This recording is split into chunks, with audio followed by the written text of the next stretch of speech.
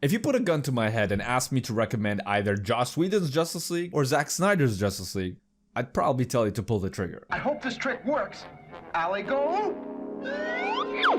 If you don't know, Zack Snyder was originally set to direct Justice League, but due to a family tragedy, he had to step away and Joss Whedon took over. And to me, Joss Whedon's Justice League movie felt like a really good straight-to-DVD superhero movie. It wasn't anything special, but it was pretty entertaining. So for quite a while, DC fans had this theory that there's some hidden version of Justice League out there that was made by Zack Snyder. That version of the Justice League movie didn't actually exist, at least at the time. Due to popular demand, Warner Brothers gave the go-ahead to Zack Snyder to put together what he wanted his version of the Justice League movie to be, without any sort of studio interference. What we have is a 4-hour-long, 4:3 aspect ratio movie that got released on HBO Max. So is the Zack Snyder Cut better than Joss Whedon's original Justice League? By the way, make sure to like, subscribe, and hit the bell notification icon for more content, so let's get to it. I want to say that I'm really happy that this movie exists. I'm glad that Zack Snyder got to create exactly what he wanted to do. The fact that he got to do exactly what he wanted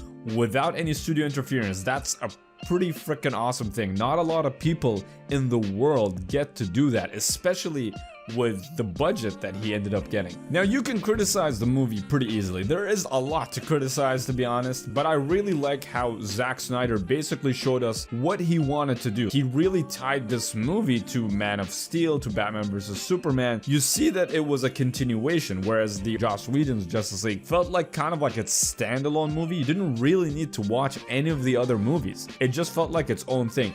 And I don't think that's a bad thing. When I watched Joss Whedon's Justice League, I went there with a date, and she never watched any of the other DC movies. So for it to be kind of like a standalone movie was actually a good thing, because I felt like for a casual crowd, it was good, that it was very easy to watch, easy to understand. Even though the movie did have problems, I thought it was entertaining, and to a casual crowd, it was good. I think this movie is very easy to criticize. It has issues, it's not perfect. I didn't think it was as amazing as some of the Marvel movies, but it was an entertaining movie. I really liked how Snyder tied this to the previous movies, and the movie is 4 hours long, and it did not feel like 4 hours. It felt more like a 3-hour movie to me. I really liked what they did with all the characters. Like Steppenwolf has a motivation, Cyborg is really important in this one, the Flash was awesome in this one, he had a much better arc. But let's talk about some of the characters. So I want to start with Steppenwolf. Steppenwolf's design is obviously way better than the previous one. His armor actually feels like it's kind of alive, like it's almost like it's kind of part of his body as opposed to something that he was wearing. And Steppenwolf actually has a motivation this time around. Like before, he kind of just existed as a villain. He was the angry big bad, and in this one he still in some ways is just an angry big bad, and in a lot of ways he's still kind of a two-dimensional villain.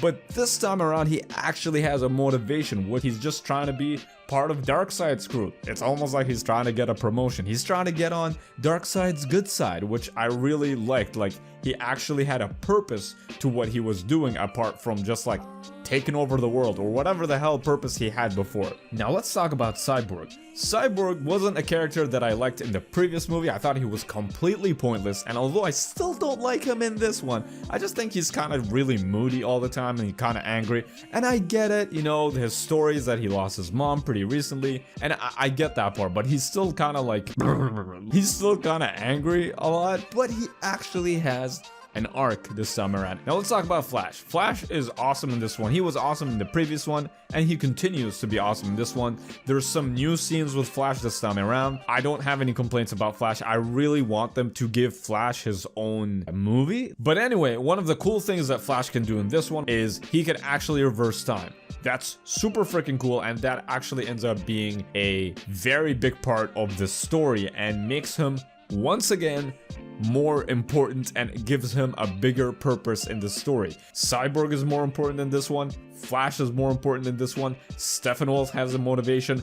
It is a better movie in a lot of ways than the previous Justice League. Batman and Wonder Woman also get more scenes in this one. Now, I never have a problem with Ben Affleck's Batman. I like Ben Affleck's Batman, and I wish we would see more of him, but it looks like they're going with Robert Pattinson now, which I'm super excited for, by the way. But I would have really liked to see what Ben Affleck could have given with his version of a Batman if he had his own solo movie. I think that would have been super cool. And also, I really liked Wonder Woman as Wonder Woman. When I see Gal Gadot, I see Wonder Woman. I can imagine Gal Gadot waking up in the morning, putting her shield and sword on the back, and just waltzing outside, going to a Starbucks, ordering a coffee. Like, when I see Gal Gadot, she's the perfect Wonder Woman. Now, there's a point in the movie where Batman ends up grabbing this mouse next to his keyboard, and Wonder Woman ends up grabbing it at the same time, and they have this like really awkward exchange that's just like, oh, sorry for touching the mouse at the same time. And Batman's like, oh, it happens. And they're being super awkward, which was kind of cute and also hilarious that it's like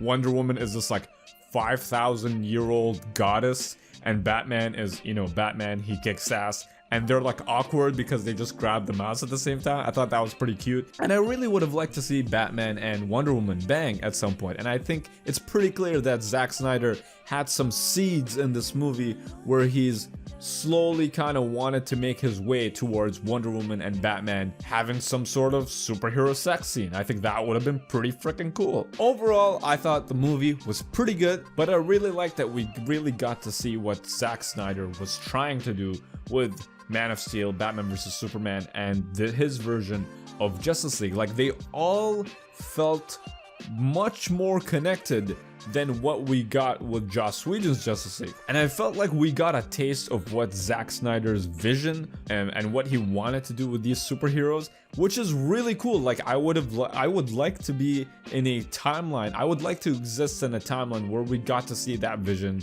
realized. If you like this kind of content, make sure to like, subscribe, and hit the bell notification icon. Thank you guys for watching, and consider supporting me on Patreon as well. What did you guys think of the Zack Snyder Justice League? Did you guys like it? Did you guys hate it? Let me know in the comments below. Thank you guys for watching. Peace out.